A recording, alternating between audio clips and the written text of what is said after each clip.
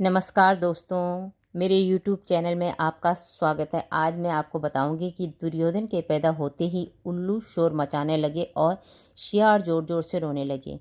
और क्या क्या हुए अपशुगन जाने। दुर्योधन को महाभारत का खलनायक माना जाता है। महाभारत युद्ध दुर्योधन के कारण ही हुआ था। महाभारत के अनुसार दुर्योधन को उसके पूर्व जन्म के कलयुग का अंश अवतार बताया गया, जो पूरी तरह से कुकर्मों में लीन था और बुराइयां उसके अंदर समाहित थी, इसलिए वह दुष्ट प्रवृत्ति का था। कहते हैं जब दुर्योधन का जन्म होने वाला था, उसी वक्त प्रकृति ने यह इशारा कर दिया था कि इस बालक का जन्म अपशगुन से कम नहीं। आइए जानते हैं दुर्योधन के जन्म के समय कौन कौन सी क्या घटनाएं हुई। दुर्योधन के पैदा होने की कहानी चौंका देगी।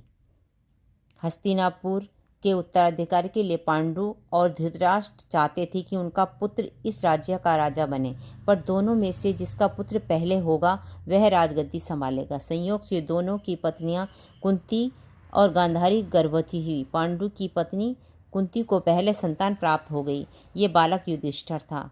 इस बात से गांधारी बहुत क्रोधित हुई। गांधारी के पेट से नहीं हुआ दुर्योधन का जन्म। गांधारी को 100 पुत्रों को जन्म का वरदान था। उसने दूसरी गर्भ धारण किया। इस बार भी कोई संतान नहीं हुई। इसके बाद क्रोध में गांधारी ने अपनी दासी से अपने पेट पर प्रहार करने को कहा। इसके बाद गांधारी के गर्भ से एक मांस का भ्रूण गिरा।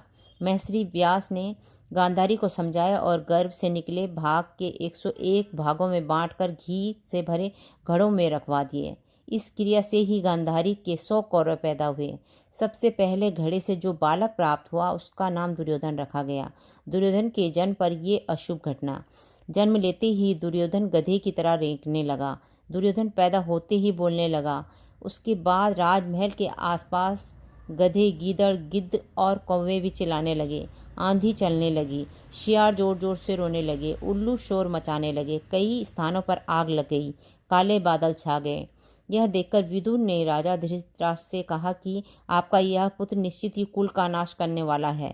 इसका त्याग करने में ही सबकी भलाई है। लेकिन पुत्र मोह में धृतराष्ट्र ने ऐसा नहीं किया। आगे चलकर यही महाभारत युद्ध का कारण बना। दोस्तों, अगर आपको ये वीडियो अच्छी लगे तो प्लीज़ लाइक कीजिए, कमेंट कीजिए एंड शेयर कीजिए और मेरी चैनल को सब्सक्राइब कीजिए। धन्यवाद।